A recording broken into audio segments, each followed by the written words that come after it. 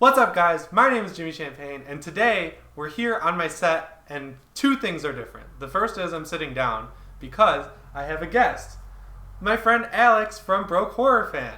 Hey guys. How's it going out here? How do you like LA? This is awesome. This is my first time out here, and I'm really enjoying it. Yeah? You showed me a nice night on the town. Yeah, we just went out on a very hot and steamy date all over LA. It was a lot of fun. But the reason Alex is in town is because we both just saw last night Annabelle Creation, and turns out it's really good. It is really good. If you don't know, it's directed by David F. Sandberg. It stars Lulu Wilson, and it is a prequel to a prequel. It is the prequel to Annabelle and also The Conjuring 1 and 2, which is very confusing. It is confusing, but I am very impressed that The Conjuring has become its own cinematic universe, and it did it organically. Yeah. And it's getting the Nun spin-off next. It's not like where most of the time studios these days are trying to shoehorn in a franchise where there might not be one. Right, yeah. It just built it organically, which I love. It's working very well. So the thing they're doing with it that I really like is that they're just letting the movies exist in the universe, and they're not forcing a connection. Exactly. Like, the plots line up, and the time frames kind of line up, and there's obviously plot beats that have to, like, sync up exactly, but overall, these movies stand on their own, which I think is really cool. But yeah, so like we said, this movie is really good. And David F. Sandberg, if you don't know, he directed Lights Out, the short, and then the feature film. He's working on Lights Out 2 right now, and he's also directing Shazam for DC. So I want to call him an up-and-comer, but he's not really an up-and-comer anymore. Like, he came. I get it. But yeah, so, I mean, the first thing that I'm sure people really want to answer, this movie is very scary. Yeah, I mean, it's just kind of an endless barrage of horror set pieces. I really like it's a good mix between the jump scares that you kind of expect from a film like this and like genuine like tension building suspense. Yeah, totally. And I'm not gonna lie, I always say this in my videos. I feel like I've been saying this a lot more recently, but man, this movie actually scared me. There were a few, like, every jump scare got me. I always get gotten by jump scares, but there's some imagery in this movie that actually stuck with me. I won't spoil what it is, but this movie is much darker and much more sinister and gory than The Conjuring, and even more Annabelle 1. Definitely more than Annabelle 1. So this movie, as far as plot goes, focuses on the Mullen family. It's a mom, a dad, and they have a daughter. And tragedy strikes the family, and then we skip ahead 12 years, and the family is starting an orphanage where a Catholic... See, this is very hard to explain. We can riff on this. Yeah, it already is an orphanage. It is an orphanage. But they're letting them use their house as the physical... So the orphanage is moving from a nondescript location to the Mullins' house. The Mullins are letting them use their giant, creepy house out in the middle of the desert. And the girls, when they get inside the house, they're blown away because it's bigger and nicer than anything they've ever seen. Even though in the time frame, the 12-year time frame, it does kind of fall apart quite a bit because of the tragedy. It's creepy. It's got TV though. They're excited about the TV. Yeah, they're stoked about the TV. There's a good joke with that. There's a good joke with that. But yeah, this movie actually it keeps with the theme of The Conjuring, where there are a few moments where there's jokes made that give you levity and also made me laugh out loud. Yeah. Only very early in this one though. Yeah, I felt the first act. Really. So moving on, to give you a point of reference to how this kind of ranks to me, I guess, is that I like this a lot more than Annabelle 1. If you're coming into this kind of nervous about it being better than Annabelle 1, I don't think that any audience member should be, because it is. I'd call it an improvement. And I enjoyed the first Annabelle. I thought it had some flaws. This one's written by the same writer, so you have a similar voice, but I really enjoyed what David F. Sandberg brought to the table. Yeah, I think his name's Gary. He is also writing The Nun, and after seeing this, I'm much more confident in The Nun and his writing ability. But yeah, I liked Annabelle 1 kind of when it came out. Then I never thought about it again. It was just one of those movies where I saw in theaters, got me a couple times. The story, I felt strayed a little too close to The Conjuring, and then it was just ultimately forgettable, except for the elevator scene. Yes, it's definitely the highlight. Yeah, I've defended that for years. I found out James Wan directed that scene, so you can't even defend that. So, but this movie it's an entirely different beast. It's very comparable to a Ouija and a Ouija Origin of Evil. So as Jimmy mentioned, prior to this, David F. Sandberg directed Lights Out. That was his first feature, which I thought was a very impressive debut. I would call Annabelle Creation on par with that work, in some ways even better. So if you're a fan of Lights Out, I think you'll enjoy some of the creativity he brings to this. Yeah, he does a good job showing the demon. He likes to show the monster. Yeah, now the monster was shown in the first Annabelle, as you recall, the demon. But you see, somehow it has more screen time in Creation, but I feel like you see less of it, if that makes sense.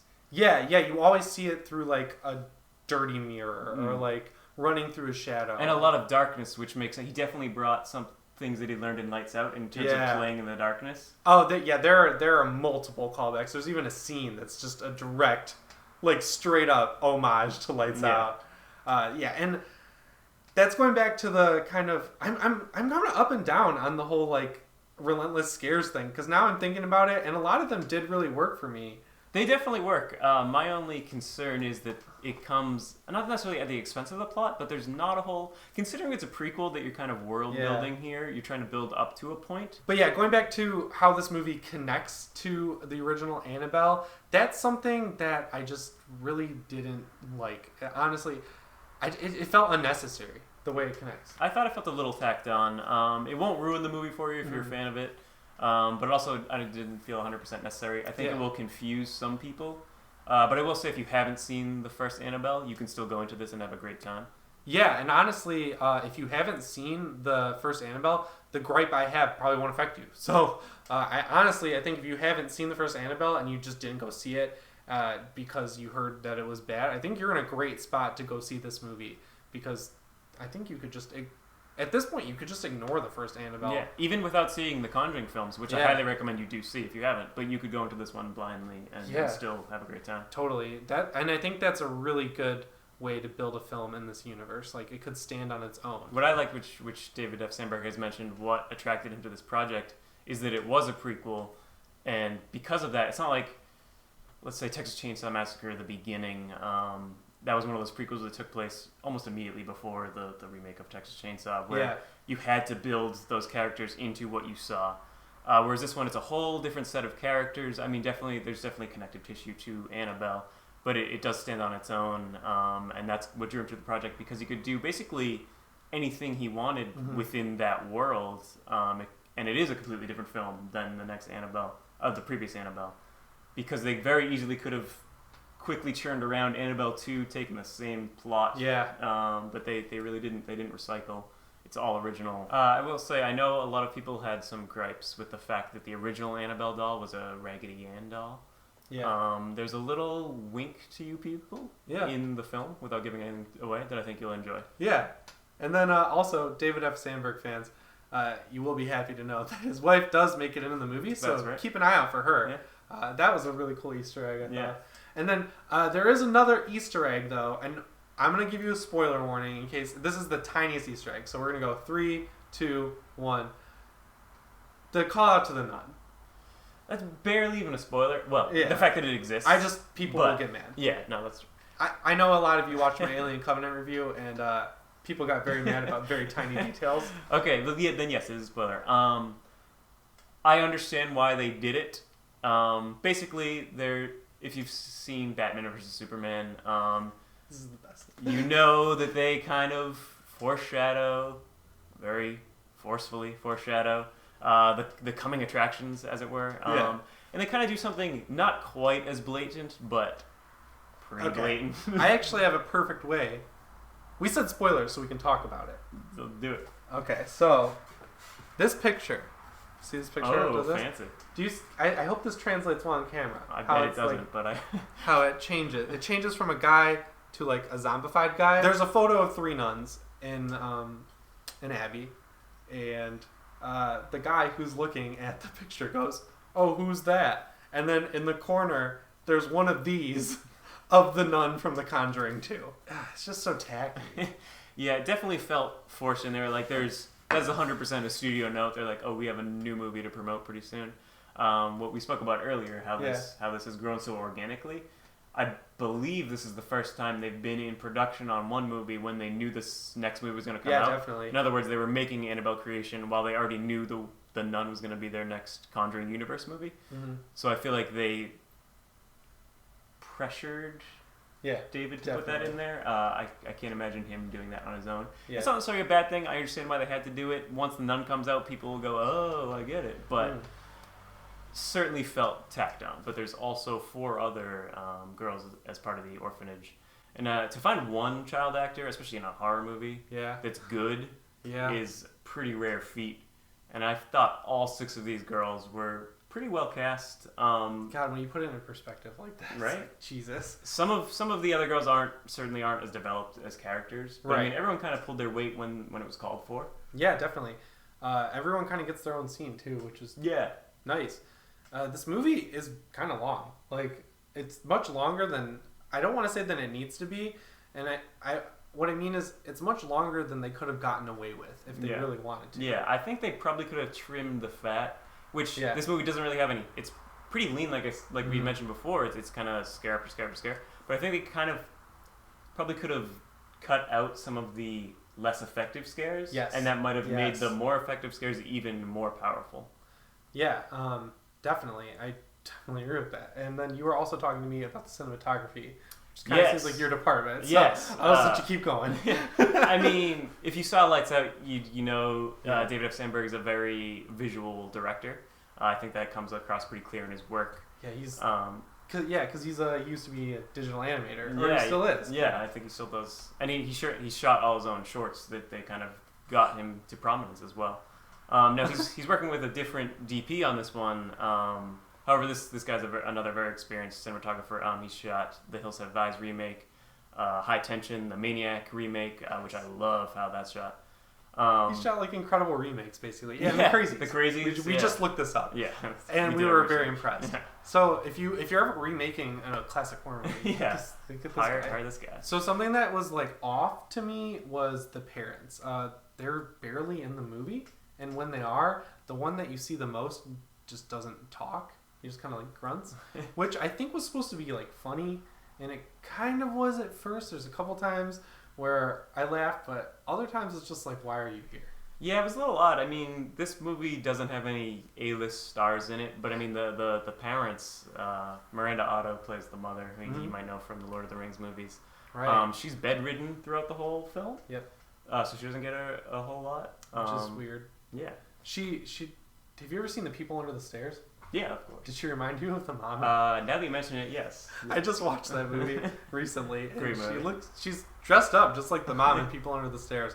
But I did ask the director if that was a reference. He said no. Too bad the dad doesn't dress up in a latex suit, though. Then you would have known it was. Oh my god, that would be so funny. But yeah, the dad just. The dad, he's from Without a Trace. Oh yeah. But I mean, he's in the movie more than the mom, I think. Yeah. But has very few lines, like you said. He does have a character arc. He kind of starts out a little cold towards the girls and warms up to them as the movie progresses. Yeah, and as you start to find out why he's so cold to them, it makes sense. I just think they kind of wrote themselves into a corner with both characters, really. Yeah. Which is a problem. But the Miranda Otto's character has this really cool, like, Fan of the Opera type mask on for most of the movie. And when you see it quite early in the movie. It's very creepy, but also really cool. I really liked it. I thought it looked nice. And the lighting in her bedroom is also amazing. Yeah. I mean, it looks like they live in a haunted house. So as we start to wrap things up here, this is a very, very good movie on its own. I know there's that stigma that it kind of has as like an offshoot of The Conjuring. It's never going to be as big or as good, but it really does hold its own. Like, yes, it's not as big. It doesn't have Patrick Wilson and Vera Farmiga, but for the talent they have and the budget they had, it kind of goes much farther than you'd ever think it would, in my opinion. Yeah, no, I agree. Like you said, it's a smaller scope, smaller cast, less well known, but they really stretch everything far. Yeah, and if you're waiting for that really good end of the summer horror movie that's going to get you just thinking about Halloween and starting to gear up and watch the old movies you know you're going to watch anyway, this is it. You're really probably not going to be disappointed. I know I can't speak for everyone, but I don't think very many people will be disappointed with this movie. No, like you said, even if you weren't a fan of Annabelle, I think you'll enjoy this. It'll be a good lead into the season, as you said. It'll tide you over till It opens, which I'm very excited about as well. Oh, yeah, and it's coming up, so Yeah, get excited for that because I think that's going to be pretty good. But anyways, guys, that is our review of Annabelle 2. I'm assuming you'll do your own written review on Broke Horror Fan? I will be doing that, yes, as well as a feature with the interviews that I conducted. Oh, yeah. So we both did interviews with the cast. Mine will be on Bloody Disgusting, and Alex's will be on BrokeHorrorFan.com. That's it's right. a .com, not .net. Correct. It's dot we gov, could afford the .com. .edu.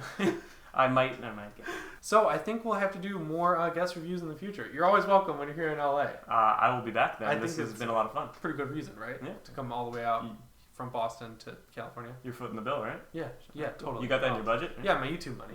Yeah, AdSense totally fine for horror movies. Share this video.